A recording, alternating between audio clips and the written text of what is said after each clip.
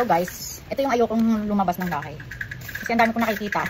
Kaya may nakita na naman akong star apple. Ang tagal ko na hindi nakakain nito. Super, hindi ko na matandaan kung kailan yung last ko nakain nito. Kung bagong pitas. Ayan pa siya, Ayan. O, dali, magmukbang na naman tayo.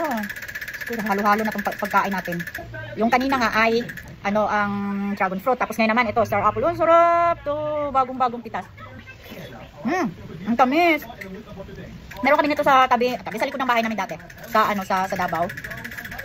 Kasi hindi, siyempre bata pa, hindi naman ako marunong umakyat. Tapos mataas kasi siya. Wala, hindi rin naman nakakain. Pag may nanguha lang ng mga matatanda. Tapos alam niyo yung dahon nito? Ito yung ginagawa namin. Kasi maano to, madikit. Yung ginagawa namin dati. Ganyan ang ginagawa namin yan dati. O, diba? Social yung aming hikaw dati. Ganyan. O, tingnan mo. Ay, ayaw dumikit.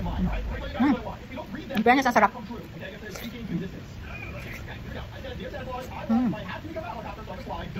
Tamis.